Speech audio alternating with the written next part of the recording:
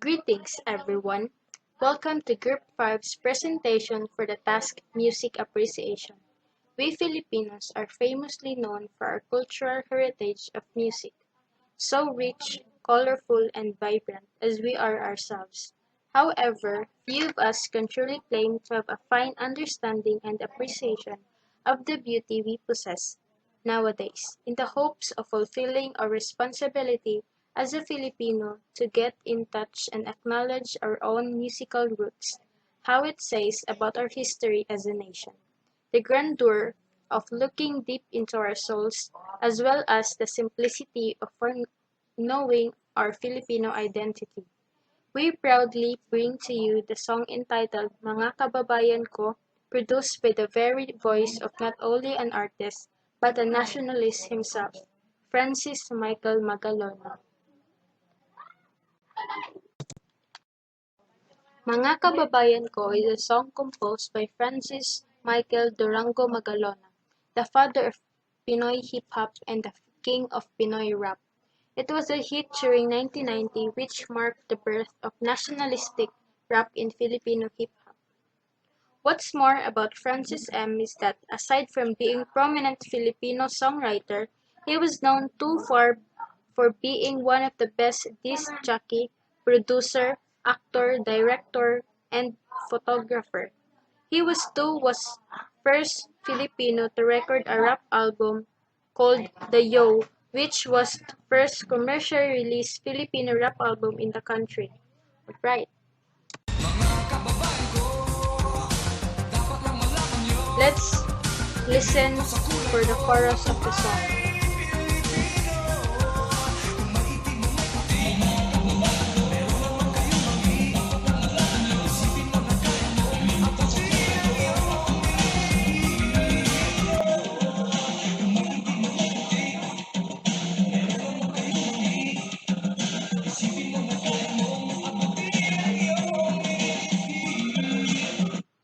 He says, be proud to be a Filipino.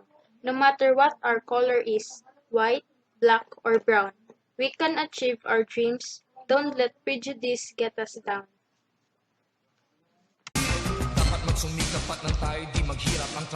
So let's move on to the first verse.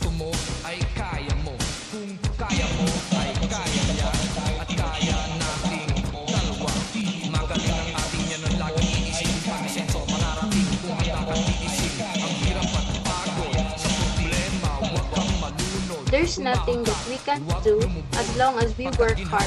If others can, then why can't we, right? Ang sa iba'y ibig mong makamit. Dapat nga ika'y matuwa sa napala ng iyong kapatid. Ibig kong iparating na lahat tayo ay kapatid. Pagkaginhawa mga susunod, iwasan mo ang inggit. Ang sa iba'y ibig mong makamit. Dapat nga ika'y matuwa sa napala ng iyong kapatid. Ibig kong iparating na lahat tayo ay kapatid. A lot of us honestly don't like being Filipinos. Some, if given the choice, would definitely not want to be born as one. And there are a number of reasons why. First, the corruption everywhere. Second is the colonial mentality, Filipinos having brown skins but white minds. And crab mentality, where fellow Filipinos keep dragging down others instead of extending hands or showing support. Sum this up, and you'll think sometimes we can never achieve success. But Francis M. tells us that instead, appreciate the good in us. We are world-class too, rather than thinking we are the worst. We think that we are the best. So let's move on to the second verse.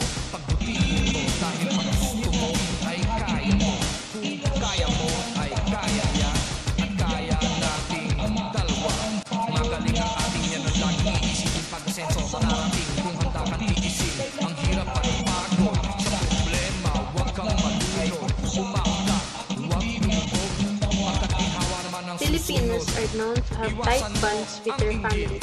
However, quarrels happen that tarnish relationships.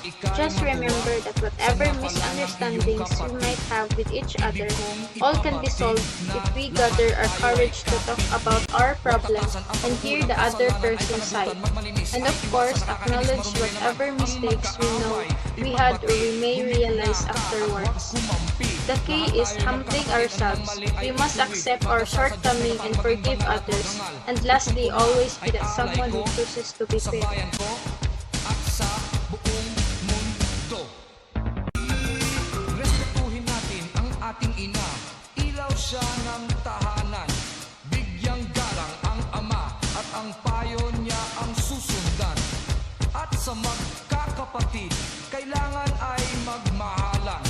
Dapat lang ay pag-usapan ang hindi nauunawaan. If you are wondering what are these instruments, here are they. First is the kulintang.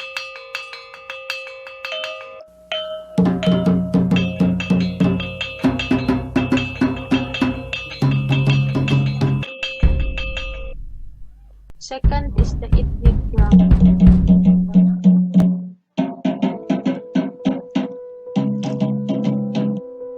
Third is the bass drum pad.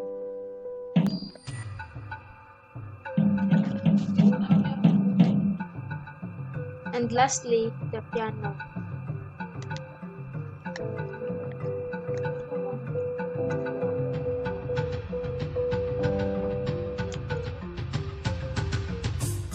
Even though there are 4 instruments used in the song, Francis Magalona performs this song as his live performance through electronic dance music, which means that the instruments were recorded beforehand and the tune is adjusted to match the quality of sound and pitch of the artist.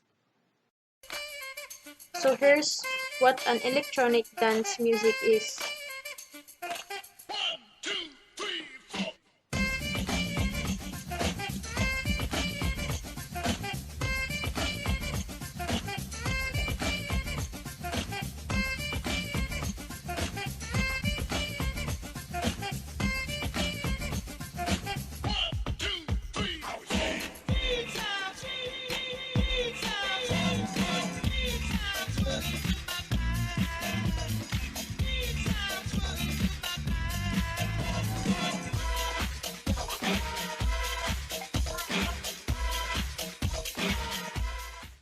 Mga kababayan ko, dapat lang malaman niyo, bigyan ko sa kulay ko, ako ay Pilipino.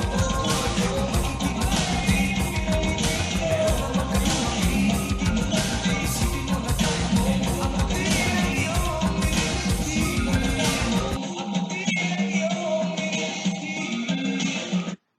Francis Magalona and his co-songwriter did a great job in rhyming the lyrics of the song. It requires a lot of brainstorming to match the technicalities needed to make the song, and as the song progresses, you will notice that the lyrics are not repeated. mga kababayan ko. The song has only one type of beat, which is on-beat and off-beat, and it is repeatedly all throughout the song. According to Leonard D. Meyer, 1960, on-beat and off-beat is counted as 1, 2, 3, 4, 1, 2, 2.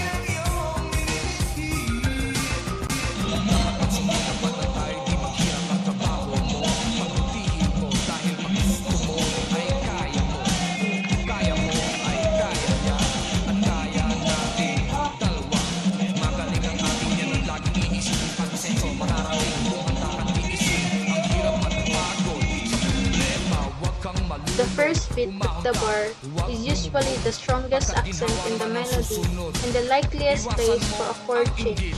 The third is the next strongest. These are on beats. The second and fourth are weaker. The subdivisions that fall between the pulse beats are even weaker, and in this, if used frequently in a rhythm, can also make it offbeat. Although the song has only one kind of beat, it has different kinds of rhythm as the song progresses, because each line of the song differs in numbers of syllables, which varies the rhythm. To fully understand this context, let us compare the chorus first and second verses. Marumi rin naman ang magkaaway, ipagbati, bumigla ka at huwag kumampi.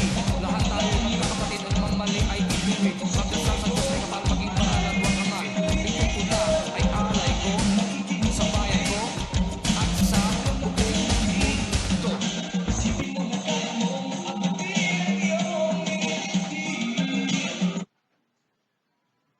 Magaling ang ating yan at laging iisipin pag-asenso, makarating kung handa kang iisip. Ang hirap at pagod sa problema, huwag kang malunod. Umaon ka, huwag lumubog. Pagkat ginhawa naman ang susunod, iwasan mo ang inggit. Ang sa iba'y ibig mong makamit. Dapat nga ika'y matuwa sa napalang ang iyong kapatid. Ibig kong ipabatid na lahat tayo ay kapit. Respetuhin natin ang ating ina, ilaw siya ng tahanan. Bigyang galang ang ama at ang payo niya ang susundan. At sa mga kapatid, kailangan ay magmahalan. Dapat lang ay pag-usapan ang hindi na unawaan. As you have noticed, the flow of the song changes as it proceeds to the verses because I have said earlier, verses contains more words, syllables that the chorus, so the artist changes the way he sings by the changing the tempo of the way he pronounce or enunciate the words to match the beat of the song. It requires a lot of brainstorming to match the technicalities needed for the making. Lyrics are not repeated except for the chorus.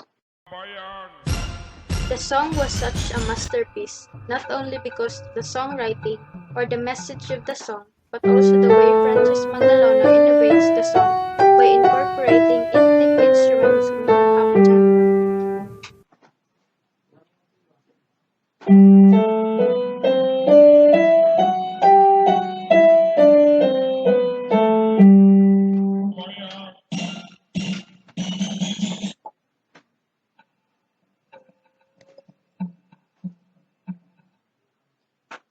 Hip-hop genre produces sounds that is not well compatible with ethnic instruments, but the way Kulintang played in the intro of the song and followed by modernized beat was mesmerizing.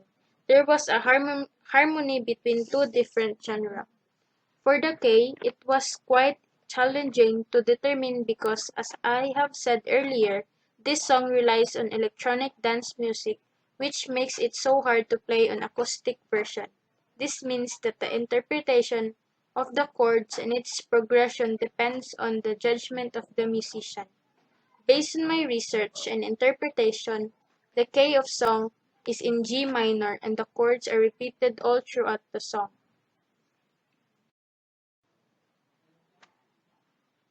Overall, the song Mga Kababayan Ko's lyrics are so beautifully chosen that it catches the attention of every listener. The meaning behind every word shows how proud we should be as Filipinos. The song might not be as important for others the way we perceive it to be, but it doesn't make it less beautifully meaningful. It aims to inspire and bear the minds of the Filipinos, particularly the youth, of how necessary patriotism is to know and embrace who we are as Filipino individuals and as a nation.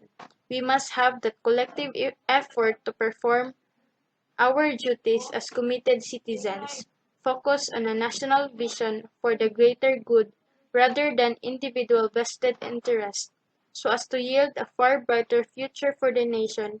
With a strong heart and fighting spirit inside each of us, we become the Filipino champion who amidst judgment, poverty, and responsibility has the resiliency and the power to transform challenges into victory.